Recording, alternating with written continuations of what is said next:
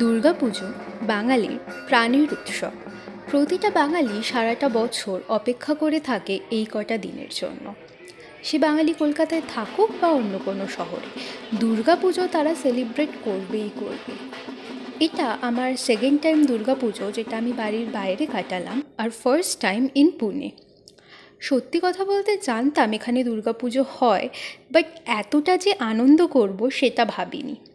এই ছোট্ট একটা ব্লগ তোমাদের সাথে শেয়ার করলাম ঠিক কীভাবে আমি এনজয় করেছি আমার ফার্স্ট দুর্গাপুজো ইন পুনে। এইবারের দুর্গাপুজো স্টার্ট হয়েছিল গরবা দিয়ে। জানো তো, আমার অনেক দিনের ইচ্ছা ছিল গরবা করতে যাওয়ার। যদিও খুব একটা ভালো ডান্স করতে পারি না, কিন্তু তাও একবার এই গরবা নাইট এক্সপিরিয়েন্স করার খুব ইচ্ছা ছিল। তাই এইবার সুযোগ পেয়ে আর হাতছাড়া করিনি। আমি আর আমার কয়েকজন বন্ধু মিলে বেরিয়ে পড়েছিলাম গরবার জন্য। এত ভিড় আর কাদার জন্য খুব একটা ভালো করে ভিডিও করতে পারিনি, কিন্তু এনজয় খুব করেছি। শুধু কিন্তু তাই নয়, এই গরবা করতে গিয়ে আমি একটা ছোট্ট দুর্গাপুজোর মণ্ডপেও গেছিলাম, যেটা একেবারেই আনএক্সপেক্টেড ছিল।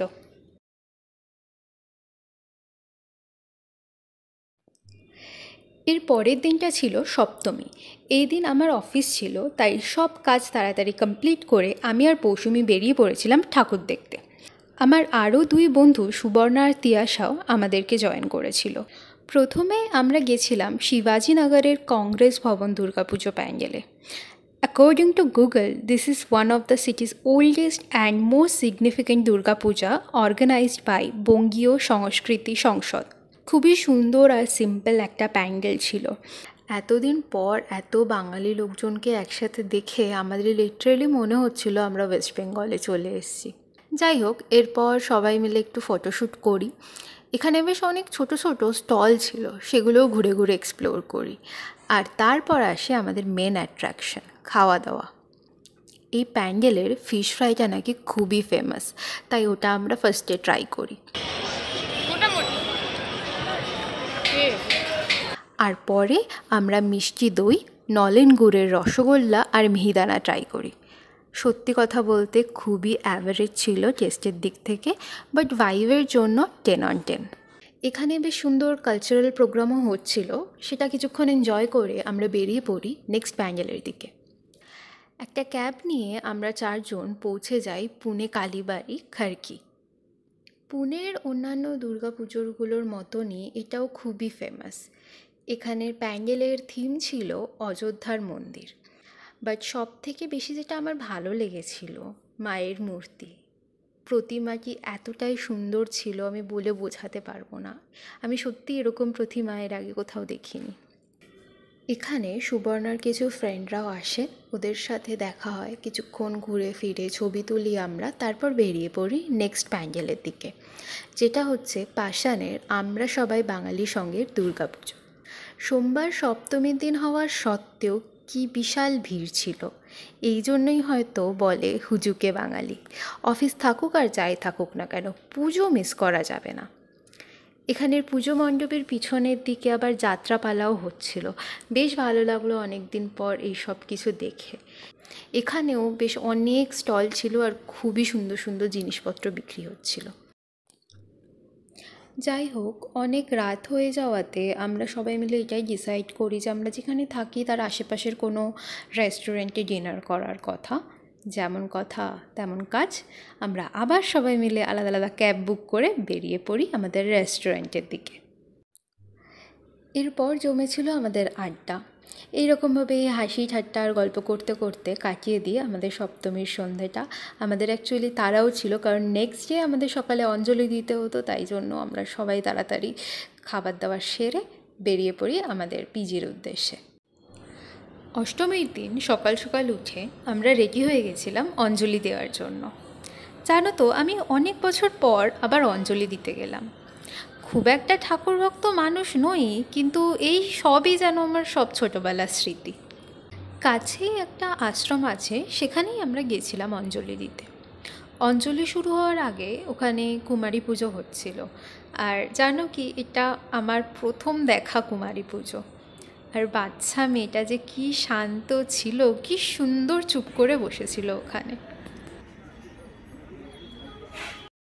ভদ্রকালী কপালিনী দুর্গা শিবা সমাধাত্রী শাশ্বতা নমস্তুতে এষ সচন্দন পুষ্প বিল্লপত্রাঞ্জলি অঞ্জলি দিয়ে আমরা চলে যাই প্রসাদ নিতে। তারপর আর কি, ওই আরেকটু ছবি তোলা, হাসি ঠাট্টা করা, আর আমরা ফাইনালি ডিসাইড করি যে বিকেলবেলা আমরা কোন কোন জায়গায় ঠাকুর দেখতে যাব। এরপর আমরা পিজিতে গিয়ে একটু রেস্ট করি, তারপর আবার রেডি হয়ে নিই বিকালে বেরোনোর জন্য। জানো তো, আমি অনেক দিন পর আবার শাড়ি পরলাম। লাস্ট সেই আগের বছর দিওয়ালিতে অফিস পার্টিতে পরেছিলাম। সকালের প্ল্যান অনুযায়ী আমরা ঠিক করি ফার্স্টে যাব কোরেগাঁও পার্কের দুর্গাপুজো প্যান্ডেলে। তাই আবারও 4 জন মিলে একটা ক্যাব করে নিয়ে বেরিয়ে পড়ি। আসলে জায়গাগুলো এতই দূরে না, ক্যাব ছাড়া আর অন্য কোনো উপায় নেই। আমরা খুব স্ট্রাগল করছি শাড়ি পরে। ইনি ভালো করেছে, আর ভালো করেছে গোলাপি। আমি পৌশুমীর উপর প্রাউড বলছি। আমরা বেরোলাম প্রাউড, পৌশুমীর উপর প্রাউড। আমরা যে গোলাপি পরি হয়ে যাচ্ছি ঠাকুর দেখতে। কোরেগাঁও পার্কের নান্দনিক সংস্থার 22তম দুর্গাপুজো ছিল এটা। আর এখানে গিয়ে না পুরো ওই নর্থ কলকাতার ভাইব পাচ্ছিলাম।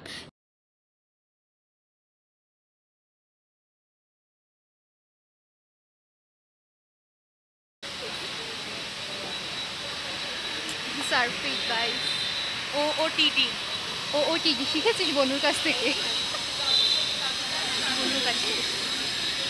এরপরে একটু ছবি তুলি আমরা, তারপর চলে যাই মেলা দেখতে।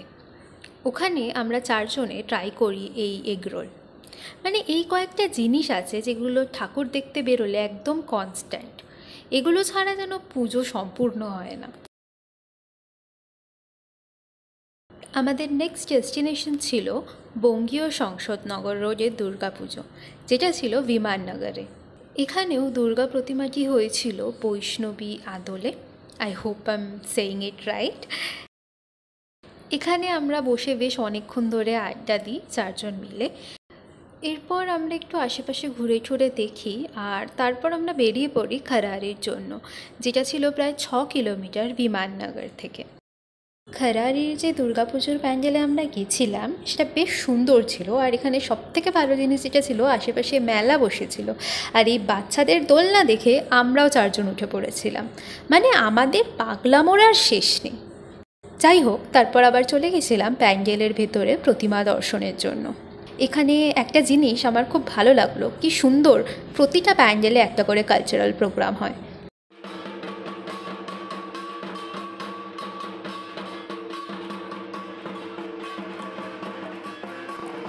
এখানে তো ওই ঢাকের আওয়াজ শুনে আমরা পাগলই হয়ে গেছিলাম, লিটারেলি নাচ করতে শুরু করে দিয়েছিলাম।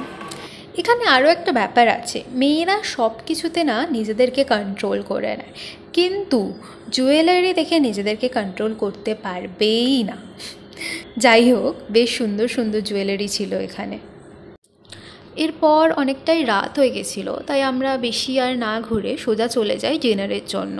এখানে পাশেই একটা বেঙ্গলি রেস্টুরেন্ট ছিল, জাস্ট বেঙ্গলি নামের।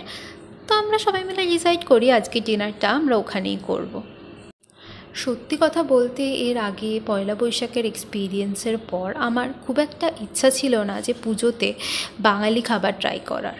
বাট ভাগ্যিস আমরা এই রেস্টুরেন্টটাতে গেছিলাম। প্রথমে বলি, এখানের অ্যাম্বিয়েন্স জাস্ট অসাধারণ। পুনের মধ্যে এক টুকরো কলকাতা। আর এখানে না বেশ সুন্দর গান বাজছিল। যখন গানগুলোকে আমি ভালো করে শুনি, প্রতিটা গান আমার ছোটোবেলার, মানে এত ভালো লাগছিল আমি বলে বোঝাতে পারবো না। ওয়েল, এখনও পর্যন্ত আমাদের এক্সপেকটেশন ওই একই ছিল, মেবি খাবার হয়তো ভালো হবে না পুজোর সময়। যাই হোক, আমরা অর্ডার করি আমাদের খাবারে আমরা অর্ডার করেছিলাম আম পান্না, ডিমের ডেভিল, ভাত, ছানার ডালনা, চিংড়ি মাছের মালাইকারি, কষা মাংস।